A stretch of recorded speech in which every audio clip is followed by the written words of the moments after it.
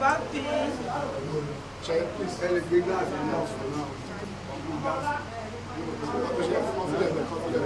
Hold on, please. Yes. Are you sleeping?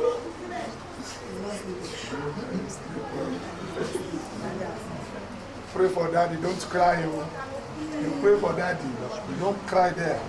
Please. Baba, show.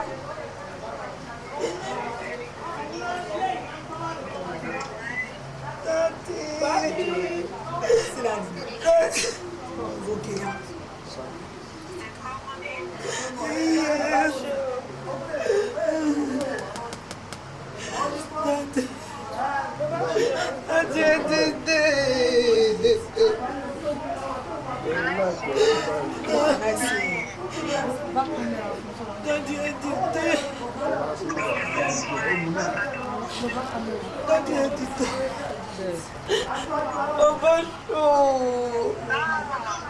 Can you go and tell your booking?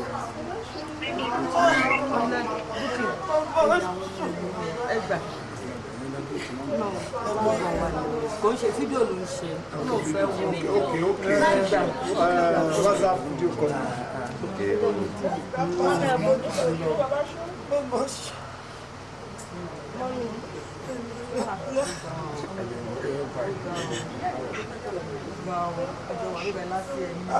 Allah. Never knew that would be the last time I would see you.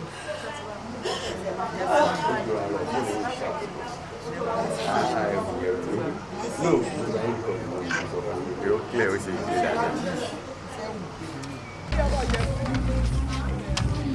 Oh, yeah, my co, my God.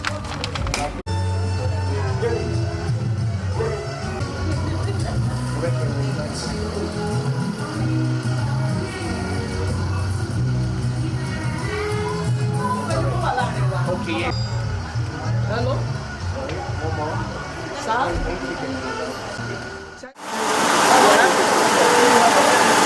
May his gentle soul rest in perfect peace. The pamphlet of what deep in our hands. Jésù yé títí ayé ẹ̀rù kókò bá mímọ́. Jésù yé.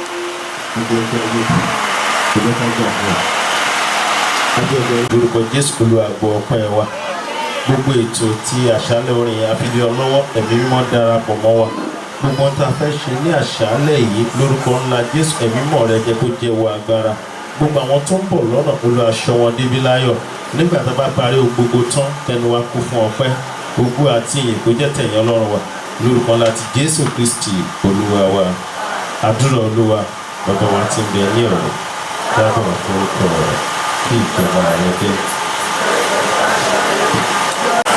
mo ní òní máa ti dúró bá ń bẹ níwájú rẹ̀ mo fi ìdákẹ́ yájú mo ti lè pa ẹnu mi mọ́ kúrò ní ọ̀rọ̀ rere ìdìbò dẹ̀ mi sì rí sókè àyà mi gbóná nínú mi nígbà tí èmi ń ronú iná ràn nígbà náà ni mo fi ahọ́n mi sọ̀rọ̀ Olúwa jẹ́ kí èmi tó mọ òpin mi àti ìwọ̀n ọjọ́ mi bí ó ti rí kí èmi kí ó lè mọ ìgbà tí mo ní nìyí kíyèsí ìwọ ti sọ ọjọ́ mi dàbí ìbú àtẹ́lẹwọ́ ọjọ́ orí mi kò jẹ́ nǹkan níwájú rẹ nítòótọ́ olúkúlùkù ènìyàn dúró gẹ́gẹ́ bí afẹ́fẹ́ lásán nítòótọ́ ni ènìyàn rìn káàkiri gẹ́gẹ́ bí òjìjí nítòótọ́ ni wọ́n yọ ara wọn lẹ́nu ní asán ń kó ọrọ̀ jọ kò sì mọ ẹni tí yóò kó wọn lọ ìjẹ́ nísìnyí Olúwa kí ni mò ń dúró dè ìrètí mi ń bẹ ní ọ̀dọ̀ rẹ gbogbo ni fún bàbá àti fún ọmọ àti fún ẹ̀mí mímọ́.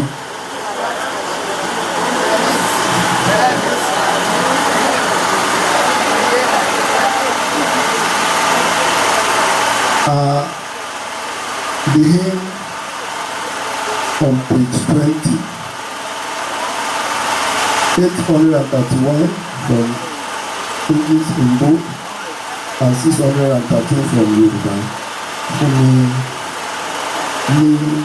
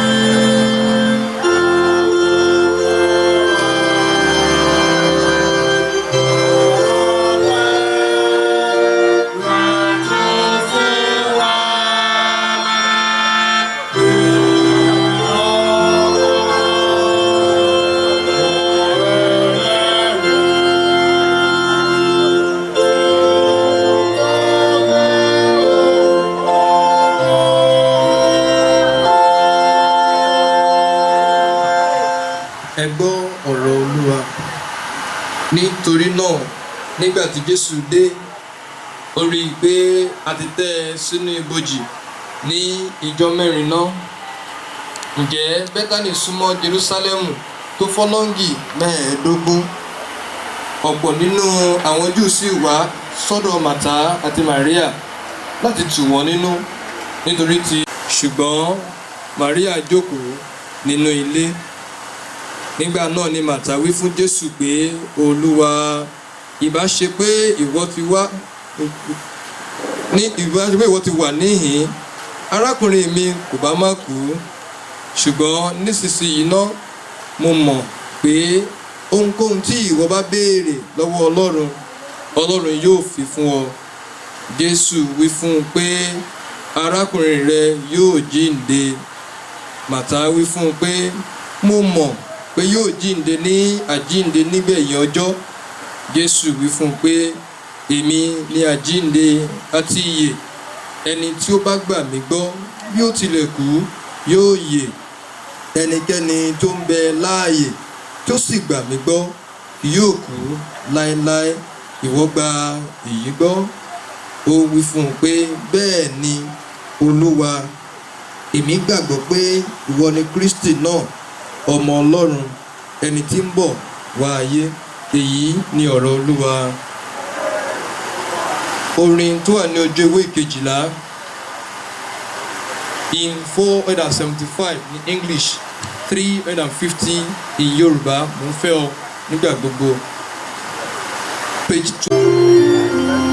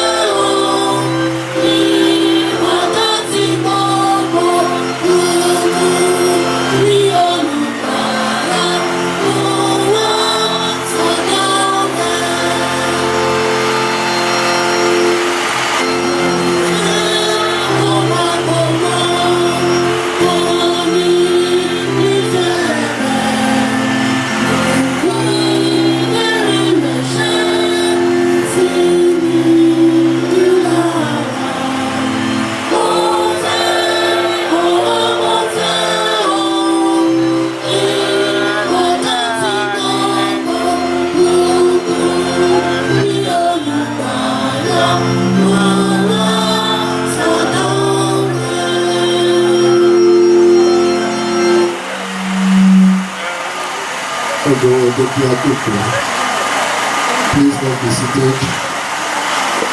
Ní àárín ìgboro rẹ̀ àti ní àpínní kejì odò náà ní igi ìyègbé wà. Máa ń so onírúurú èso 12 a sì máa so èso rẹ̀ ní oṣooṣù. Irú igi náà sì ní fún mímú àwọn orílẹ̀-èdè láradá. Ègún yóò sì fi mọ́. Ìtẹ́ Ọlọ́run àti ti ọ̀dọ́ àgùntàn náà yóò sì máa wà níbẹ̀. Àwọn ìránṣẹ́ rẹ̀ yóò sì máa sìn ín. Wọ́n sì máa rí ojú rẹ̀, orúkọ rẹ̀ yóò sì máa wà ní iwájú wọn. Òru yóò sì fi mọ́, wọn kò sì ní wá ìmọ́lẹ̀ fìtílà tàbí ìmọ́lẹ̀ oòrùn, nítorí pé Olúwa Ọlọ́run ni yóò tan ìmọ́lẹ̀ fún wọn, wọn sì máa jọba láé àti láéláé. Sì fún mi pé òdodo àti òtítọ́ ni ọ̀rọ̀ wọ̀nyí. Olúwa Ọlọ́run ẹ̀mí àwọn wòlíì ni ó sì rán áńgẹ́lì rẹ̀ láti fi ohun tí kò lè fa iṣẹ́ kọ́kọ́ hàn àwọn ìránṣẹ́ rẹ̀. Kíyèsí, èmi ń bọ̀ kọ́kọ́, ìbùkún ni fún ẹni tí ó pa ọ̀rọ̀ ìṣẹ́tẹ́lẹ̀ nínú ìwé yìí mọ́. What is the lamp? Ní kété tí a bá kọ orin tí ó wà ní ojú ìwé kẹtàlélógún page 23, tá a bá ti kọ orin yìí tán, a máa fún àwọn ọmọ àti ẹbí láyè láti sọ nípa bàbá. Wọ́n á sọ nípa bàbá fún wa, àwọn ọmọ àti ẹbí wọ́n máa sọ.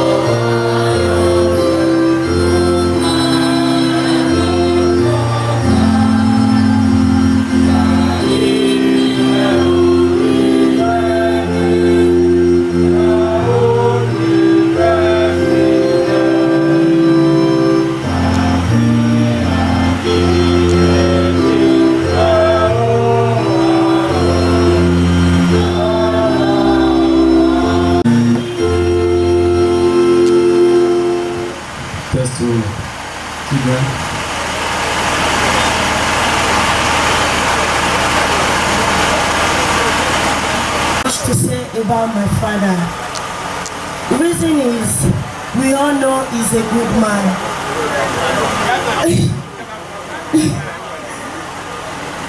Daddy mi jẹ́ ẹni tí wọ́n nífẹ̀ẹ́ ènìyàn púpọ̀. Wọ́n dẹ́kun wa àwa àti àwọn ọ̀rẹ́ wa. He loves everyone. He's a good man. We are all not perfect. We all have our bad side, but may so rest in peace. Ẹ jẹ́ ká pàtó bàbá àwọn girls wọ́n ti lọ. Láàárín ẹbí ọ̀rẹ́ ọ̀gbẹ́. Ìbáṣu kí n ṣàmì ní bọ́ọ̀dù ìbáṣu. So èèyàn gidi ni wọ́n sí mi, bàbá rẹ̀ lọ́mú bí ọmọ ni, bí bàbá tó bí mi lọ́mọ kó ṣe é ṣe sí mi, bẹ́ẹ̀ ni wọ́n ṣe é ṣe sí mi. So ó dẹ̀ dùn mí pé níjọ́ tí mo nǹkan tó lè mú ìdílé sọ̀rọ̀ sí mo ní accident ní December 1st. Tó dẹ̀ mú mi tí bàbá yìí mo ti sọ fún wọn pé mo kò máa fún wọn láàzókè. Bàbá tó bí mi wọn ò ráyè wá wò mí náà wáyé wò mí. Báyìí ọwọ́ ọ̀nà kan náà wọ́n débẹ̀ wọ́n ti pè mí bẹ́ẹ̀ mẹ́ta mo ní ìgbà kò ṣe mí wọ́n wọ inú òsínlé ọlọ́run ti gbọ́ pé mo lágbọ́n tó wá dùn pé mi ò jẹ́ sí ìfẹsẹ̀ yẹn lélẹ̀ tó wà ìdìbò mi sílẹ̀ lọ́dún lọ ọlọ́run àwọn tó ń sáré bẹ́ẹ̀ yìí ṣe é lọ́sàn. Ṣe ẹ máa fọ ní àtẹ̀wọ́. Olúwa fi ọwọ́ ìyè, ọwọ́ ìwòsàn, ọwọ́ ìtúsílẹ̀ Olúwa fẹ́ lórúkọ Jésù kó gba ìfọwọ́tọ̀ Ọlọ́run lórúkọ Jésù Kristi Olúwa wa. A lè rí wọn mọ́ àfi tó bá tún di ọjọ́ ní ọ̀dọ̀ Kristi ṣá bọ́ kíní kan ní bàbá ṣo ní tí gbogbo wa mọ̀ ọ́ fẹ́ràn gbogbo wa and that's very very glaring. Now he has gone and I ask myself kí ni mo lè fi ṣẹ̀kọ́kọ́ lára wọn, kí ni mo lè fi ṣeré kan gbà pẹ̀lú bí bàbá yìí ṣe lọ, kí ni mo lè máa fi rántí wọn. Máa hàn pé ìfẹ́ tí bàbá yìí máa ń fi hàn sí gbogbo wa òun lèmi náà lè fi ṣe ẹ̀kọ́ kan lára wọn, òun lèmi náà lè fi ṣe ọgbọ́n kan lára wọn. Mo á rọ̀ wá pé bàbá ṣe ti lọ ilé yìí bọ̀ ìfẹ́ tí bàbá ṣe máa ń ní ta fi fẹ́ràn wọn yẹn tí gbogbo wa fi fẹ́ràn wọn yẹn máa fẹ́ kí àwa náà ká máa fi irúfẹ́ hàn sí ọmọlàkejì wa. Wọ́n dẹ̀ tún wá tó gẹ́gẹ́ bí ìlú wa ṣe ní lásìkò tàwa yìí. Máa fẹ́ kí a máa fi ìfẹ́ hàn sí ọmọlàkejì wa. Mo rántí mo ní òjì náà. Ẹ ṣé o, ẹ ti bọ̀ o.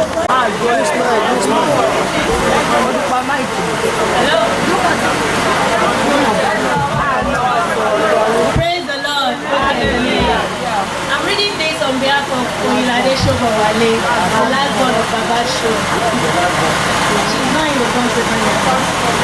So she said, "Dear Dad, I want to thank God for the you have lived. Thank you for being a wonderful father, and thank you for being present in every step of the way in my life. I love you and I miss you every day. From your daughter, Dr. Oyinlade Shobowale." I met Baba Show 2017, and the very first day I met him, he didn't make me feel as if I'm an outsider. He welcomed me. The 3 months I spent in the house, he's always awake by 5 a.m. to look after me when I'm going to work. And when I come back late, he's always calling. Kilo Shele Okiki showed up, no one alone. And every time we'll be like, "Show wa muti, muti poti or wa muti." He's a very wonderful man, and may his soul continue to rest in peace.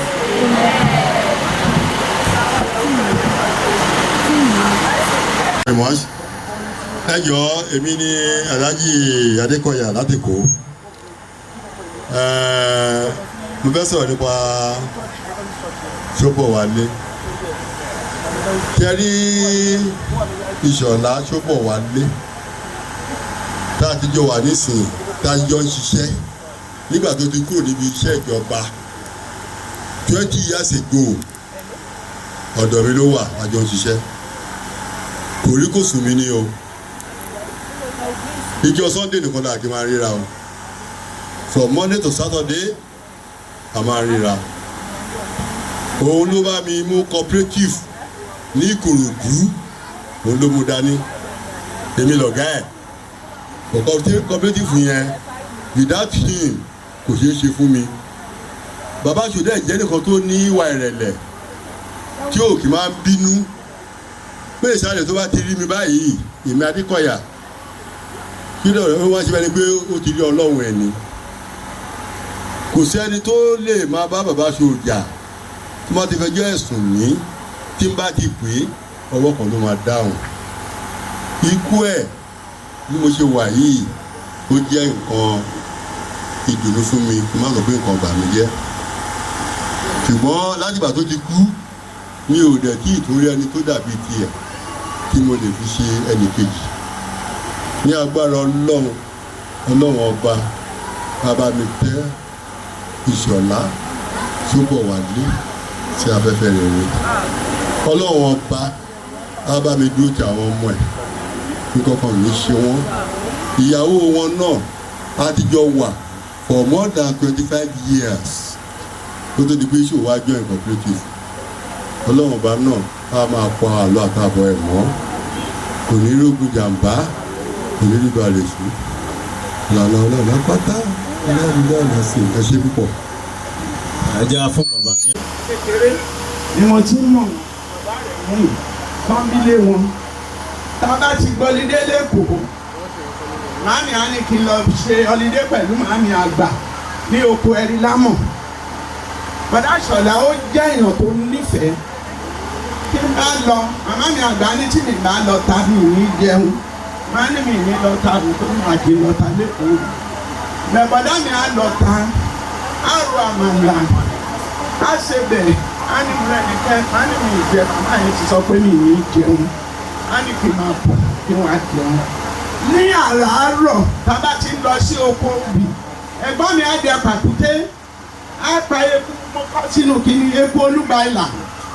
Á pa ìyẹn ló máa kọ́kọ́ sun fún mi.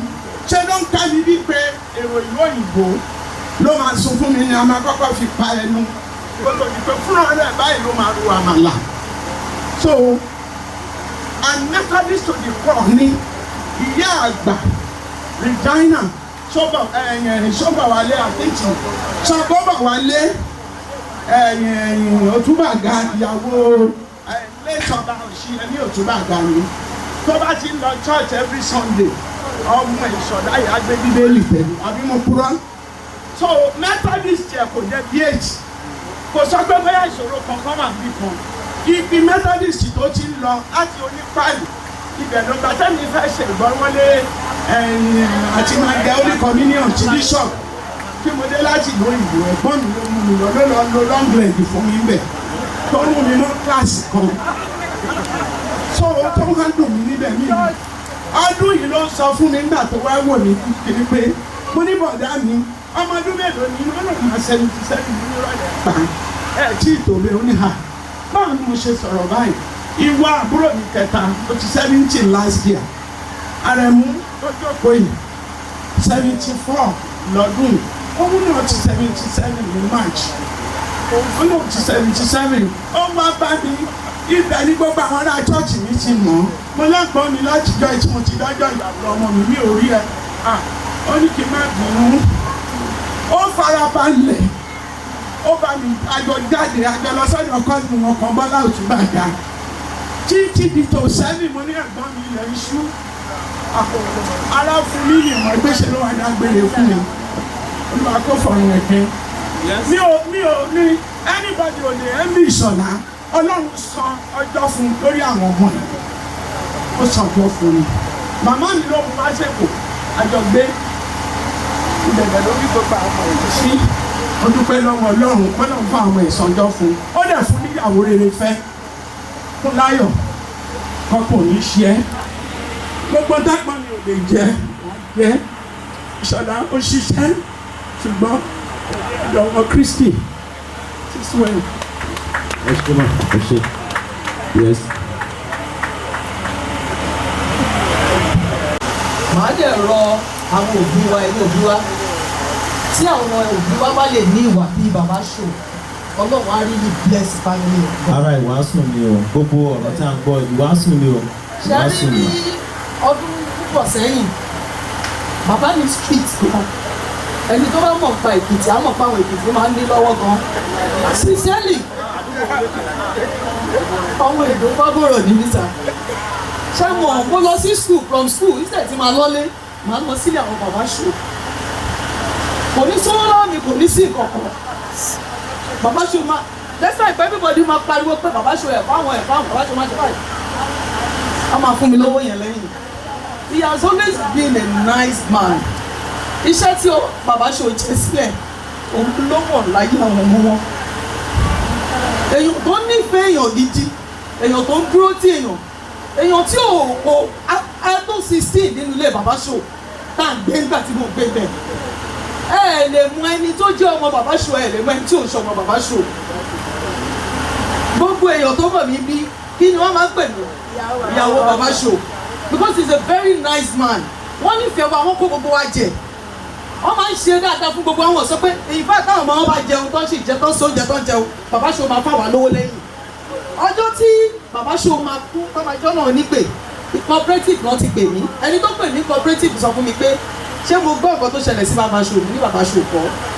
Mo wá ń sọ fún ènìyàn mo ní ìgbà tí mo confirm mo wá béèrè lọ́wọ́ Díọlá mo ní mo sọ pé bàbá ṣò máa po tíì láàárọ̀ máa ṣeré pa láàárọ̀ yìí kó tó jọ́ náà ń pè torí ìwà wọn ni.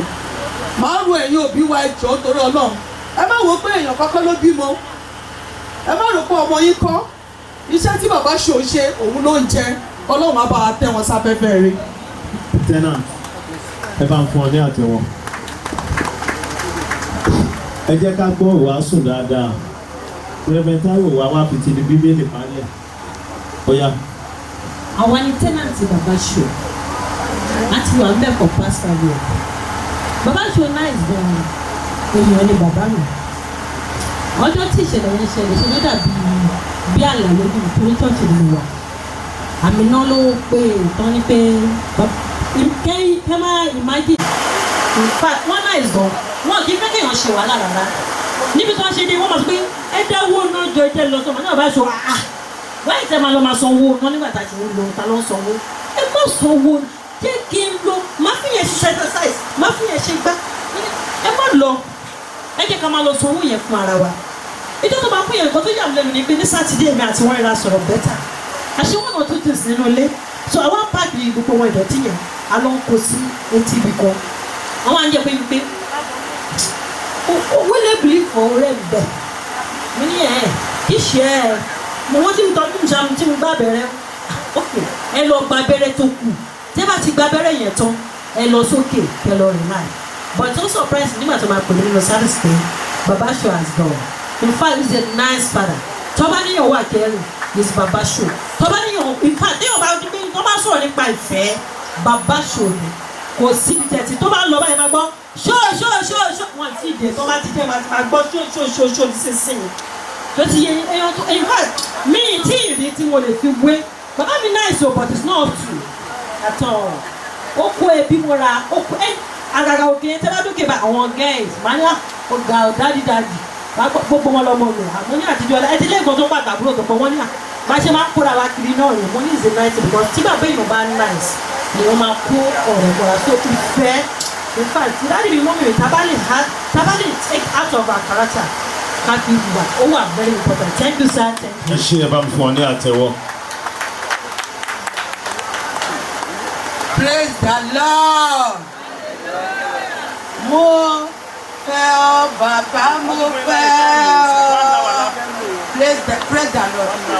ṣẹ́ni tí mi bá jáde kò tẹ̀ ní dá ara mi ò tẹ̀ ní lélẹ̀ torí ohun tí bàbá aṣọ tó ṣe nínú ayé mi bàbá ni máa ń pè wọ́n o bàbá ọkọ mi ni bàbá mi ni ní gbogbo ọ̀nà torí ọlọ́rọ̀ mi ni èmi àti wọn àkúròsì tó jẹ́ pé tá a bá sọ̀rọ̀ gan àbúrò ẹ̀ kò lè gbọ́ ohun tá à ń sọ torí nígbà tí mo dé ní 1976 tí mo bí second born mi àwọn náà muslim ni mí o àwọn ló jẹ́ ń di kírísítẹ́nì o ìgbà tí mo bí second born àwọn náà kó èèyàn wá láti ní church ní Ìkòròdú road tó wá sọ ọmọ lórúkọ wọ́n wá sọ fún mi pé ọmọ tó sọ lórúkọ ń gbọ́dọ̀ máa gbé wọn wá sí ṣọ́ọ̀ṣì o ilé wa ó jìnnà síra o wọ́n á kúrò ní ètò sí ilé ètò sí church wọ́n wá sí Ìlàjẹ wọ́n wá bá mi gbé báàgì wọ́n á mú àgbà èmi àpọ̀ kékeré wọ́n wá mú mi ó di church wọ́n ṣe mú mi dé church náà ti fà mí síbi tí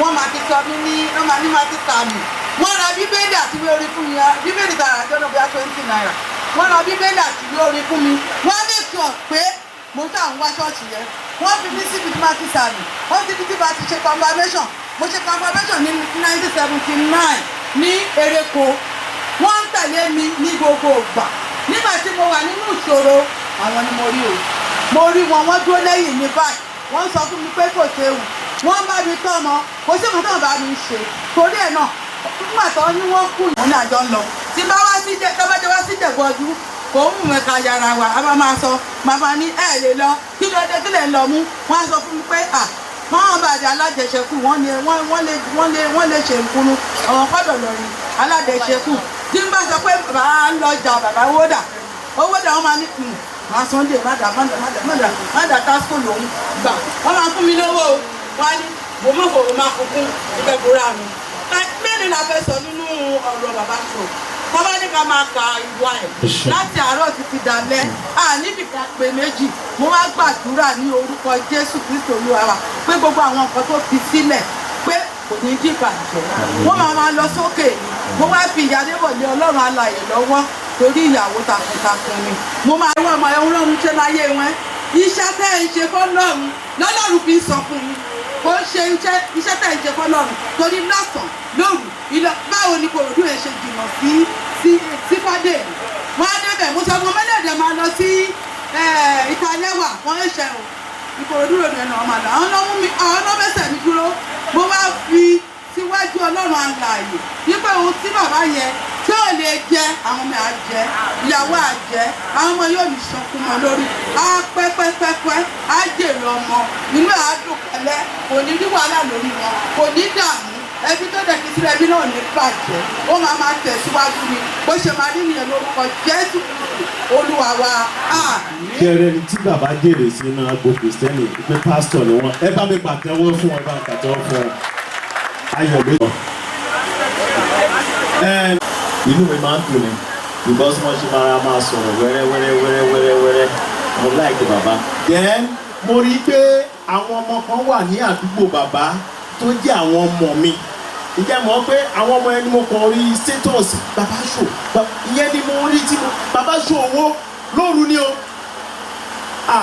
níbo ni ẹ̀yin ọmọ yìí tí mo bàbá ṣò sí àgọ́ òwòye ibo lẹ ẹ̀yin tẹ́ wà lẹ́gbẹ̀ẹ́ gbogbo lẹ tí mo bàbá ṣò yẹn wọ́n ní bàbá wọn ní bàbá tó bí ìwọ ó jẹ́ ọmọ Ìpara bàbá ṣò àgọ́ òwòye múlẹ̀ tí mo ra ẹ̀yin tẹ́ wà báwo lẹ ṣe rí bàbá ṣò ẹ rí pé bàbá yẹn dá ń tòótọ́ bàbá dáadáa ni ẹ̀yin ọmọ adara fún yín mo fẹ́ sọ nǹkan kan fẹ́yìn ọmọ tí ó bá jẹ́ wípé ńṣe là ń gbé bàbá ṣò tí à ń gbé wọn tọ̀ tí à ń gbé wọn yàgbẹ́ tó jẹ́ inú páìpù náà fi ń yàgbẹ́ tó fi ń tọ̀ tí ọwọ́ lọ́wọ́ ń gbé wọn kúrò lórí bẹ́ẹ̀dì kan sí ìkan tó jẹ́ wípé 50,000 per day lẹ́ná kí ni ẹ máa sọ ẹ dúpẹ́ ní ọwọ́ ọlọ́run orin tí ó wà ní ojú ewé ìkejìlélógún page 32 ẹ jẹ́ ká kọ orin tó wà ní ojú ewé kejìlélọ́gbọ̀n Jerusalem tọ̀run orin mi ìlú mi ilé mi nígbà tí mo bá kọ orísun ayọ̀ mi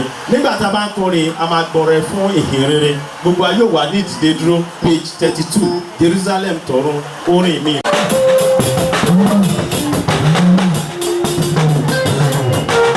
ọ̀rẹ́ fún ìjọbalẹ̀ ìlú.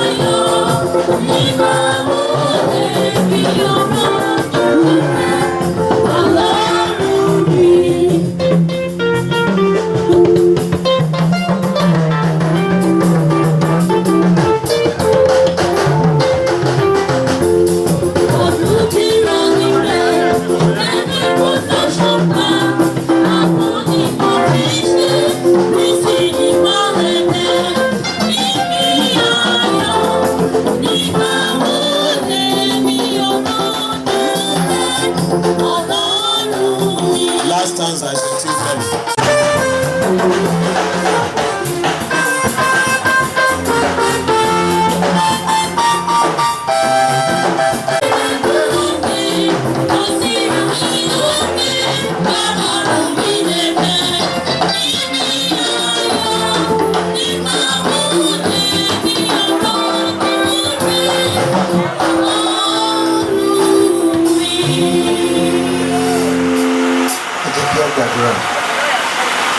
nínú ohun gbogbo tí Ọlọ́run dá nínú ayé yìí ohun kan bẹ tí lójú ènìyàn tó dàbí ìgbà tó burú lójú ènìyàn tó dẹ̀ dàbí ìbànújẹ́, and that is death. Of all things that God created, He created death. And to us as humans, we felt death is very bad. Death is unpleasant to us because we want to live more than we've been living, because we want to enjoy as many things as possible. Therefore, there are wells on earth. Bí ènìyàn bá wà nínú ayé tó fi 100 ọdún ṣiṣẹ́, ọjọ́ tí ikú bá dé àti ṣí lọ́wọ́ iṣẹ́. And at the same time, nígbà tí ènìyàn bá kú, níbo lọ́kàn ẹ̀ tí ẹ̀ ń lọ? Death tells us that we are not limited to this world, that we have a place where we are going again. Tẹ́ bá wo ìwé orin tí a kọ nígbà tí a bẹ̀rẹ̀ sí i, the hymn on page 12 of the VG hymns here, stanza 5 orin yẹn ó sọ nǹkan kan níbẹ̀, and it tells us a lot about death and where death is leading us to.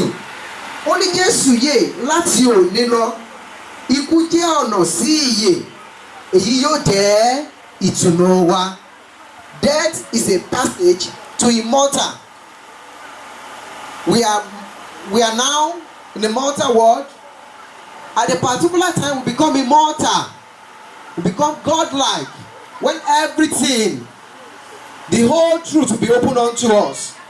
Gbogbo wa pátápátá, gbogbo àwọn àṣìṣe tí a ti ṣe látẹ̀yìnwá, àwọn àṣírí tí a ṣe láti ẹ̀yìnwá, ní kété tí a bá ti kú, ikú ó fi hàn fún ọ wípé ohun tá a ti ṣe leléyìí. And that is to tell us that death leads us into another realm. of life. Sometimes ago, a particular philosopher felt within himself that is death the end of human life? After serious and serious debate, he came into a conclusion that death is a passage into the realm of eternity. Níbi tí a ó ti bá Ọlọ́run jọba, níbi tí a ó gbé pẹ̀lú Kristi. Bákan náà, ikú sọ fún wa wípé ohun gbogbo tí a ní nílé ayé yìí àti ohun gbogbo tí a jẹ́ nílé ayé yìí asán ni. Death tells us that everything in this world is vanity. Just like the preacher says in Ecclesiastes chapter 1 verse 12 that everything is vanity. Vanity upon vanity. Gbogbo ohun tí a ní nílé ayé yìí, ọ̀rọ̀ tí a kó jọ nílé ayé yìí, ikú ń sọ fún wa wípé asán ni gbogbo rẹ̀. Asán ni gbogbo rẹ̀. And at the same time, death is telling us and is bringing us into what we call equity. There is no equity in this world. The only equity is this one in this world is death. Ikú ló sọ èèyàn dọ́gbadọ́gba. Olówó á kú, ẹni tí olówó á ṣe kí ni o? Òun náà á kú. And death is telling us that we are all equal. That there is no special death and there is no good death, neither bad death. And what is God expecting from each and every one of us today? Ọlọ́run retí nǹkan lọ́wọ́ wa. God is expecting us to live a good life. God is expecting us to serve Him. Just like Joshua chapter 4:24 verse 15 says that as for me and my house, we shall serve the Lord. Wípé ní ti èmi àti ilé mi, Olúwa làwa ó ṣe kí ni o? Òun làwa ó sìn. And always think of eternity. That God is telling us that as we are approaching death every day, we should think of eternity. Just like Genesis chapter 30 verse 30 says, when Jacob asked that when shall I prepare for my home? Nígbà wo lèmi náà pèsè fún ilé mi? He's telling us to prepare for eternity. And I want us to know that accepting Christ as our Lord and Savior is the only guarantee that can even make us to become happier after death.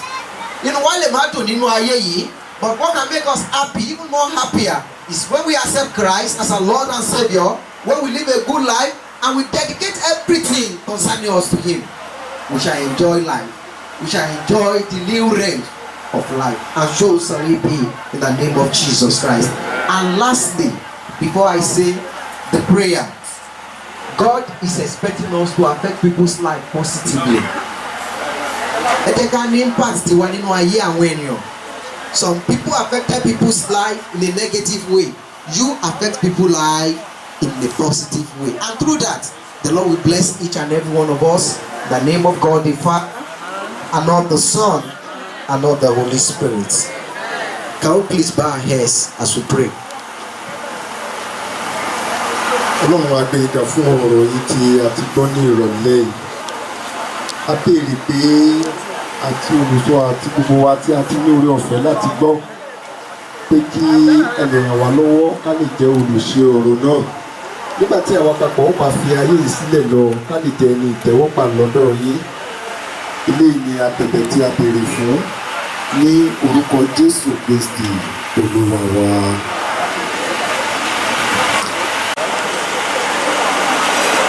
Tani wà bẹ́ẹ̀ bóyá ṣé wọ́n yẹ ló máa lọ? Okay. Gbé kí ni yẹn?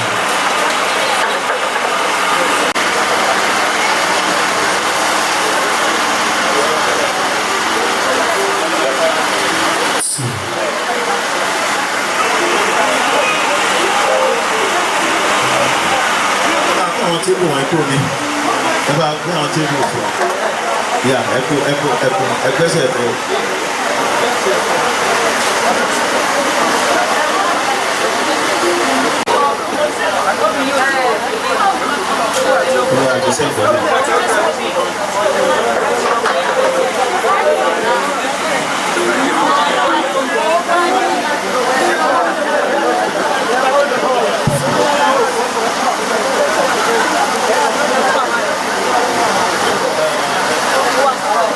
What is Dala?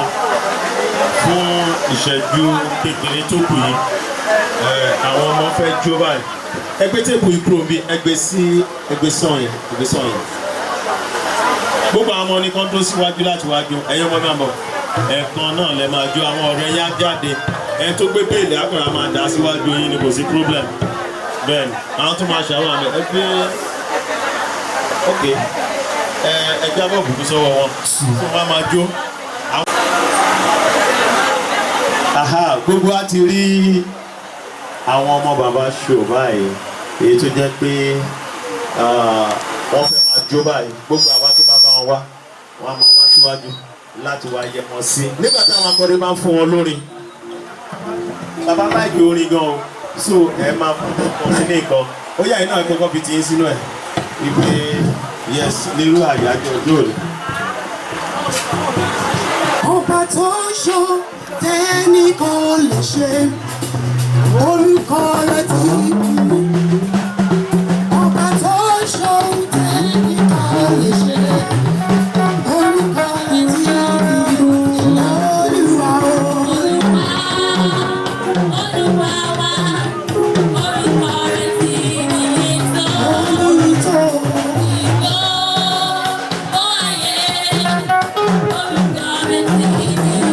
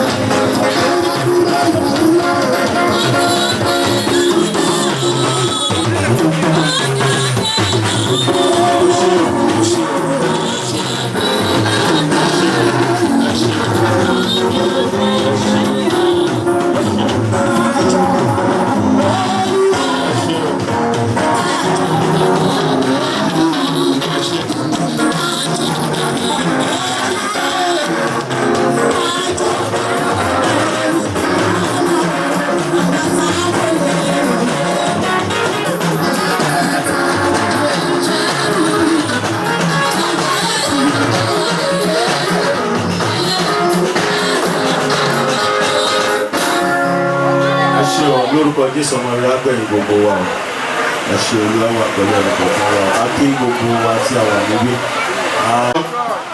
Bàbá ẹ káàbọ̀ sà ẹ ṣeun sà àdé arẹ́ ọ̀fẹ́ fún yín o iṣu ọmọ àjìnà fún yín jẹ lórúkọ Jésù ẹ ní jẹ́ nínú àìsàn o àbọ̀ náà sì dájú lé yín lórí o ẹ máa lọ láyọ̀ ẹ sì máa bọ̀ láyọ̀ a máa rí yín bá lórúkọ Jésù ẹ jòkó olúwa dúró tì yín náà.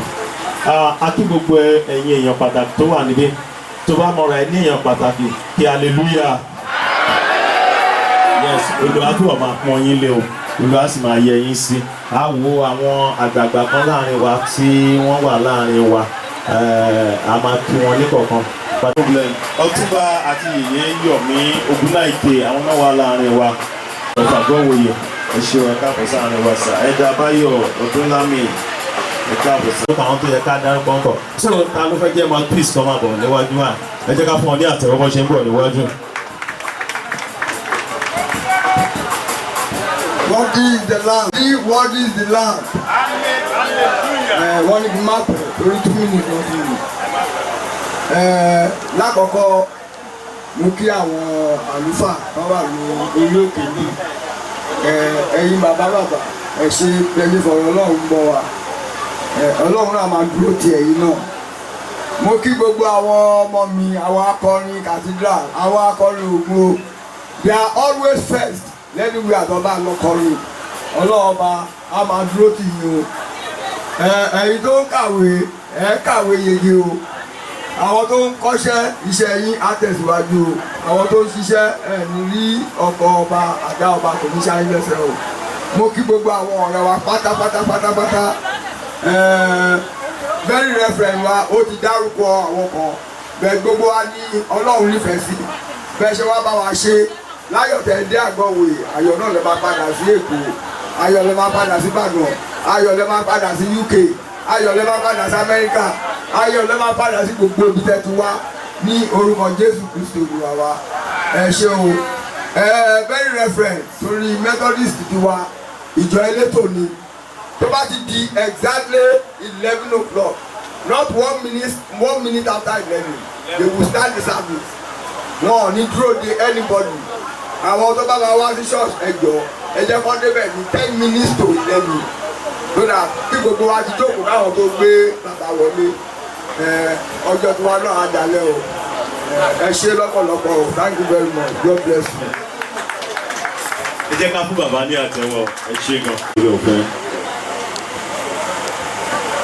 lọ́pọ̀lọpọ̀ torí pé ẹ fààyè gbà wá níbí ní ìrọ̀lẹ́ òní Olúwa gba ọpẹ́ àti ìyìn wa lẹ́yìn tí àwọn ọmọ bàbá tí a ti ṣe ayẹyẹ kẹ́yìn fún ti ọjọ́ tòní tí wọ́n dẹ̀ múra sílẹ̀ fún ọjọ́ ti ọ̀la agbàdúrà fún yín agbàdúrà fún ìdílé yìí adẹ̀gbàdúrà fún ẹbí àtàrà lápapọ̀ lórúkọ Jésù ààbò Ọlọ́run yóò dájú lórí yín ní àkókò tí ẹ ṣe ẹyẹ kẹ́yìn fún bàbá lórúkọ Jésù ibi ò ní ṣẹlẹ̀ sí yín nígbà tí gbogbo ètò yìí ń parí ní ọjọ́ tọ́lá tẹ́nìkọ̀ọ̀kan padà sí ibùgbé wọn lórúkọ Jésù ìró ayọ̀ ariwo ayọ̀ ohun ayọ̀ ìpè ayọ̀ ọ̀la ó máa gbọ́ ní ibùgbé kọ̀ọ̀kan ó gbàdúrà bí a ti ń lọ láti faradélẹ̀ fún ti alẹ́ yìí àti láti múra di ọjọ́ tọ́lá ààbò Ọlọ́run tó dájú lórí wa àwọn tó wà àjọ ayọ̀ Ọlọ́run kó yọ̀ǹda fẹ́ni kọ̀ọ̀kan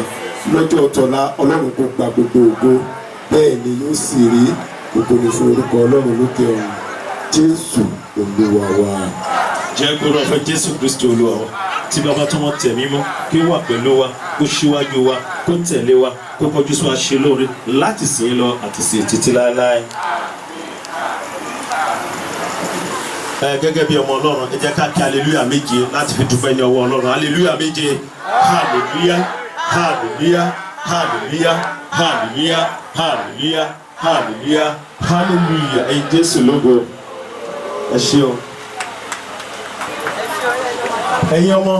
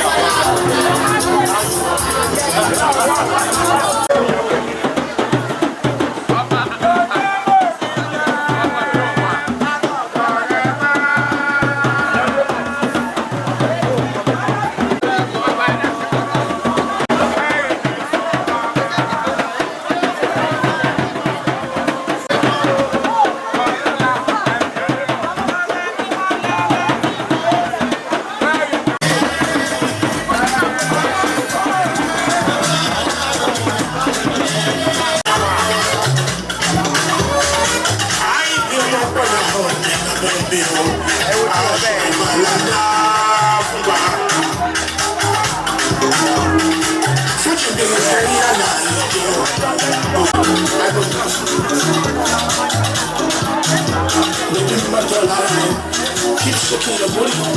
It's that sometime, man. Come on, come on, come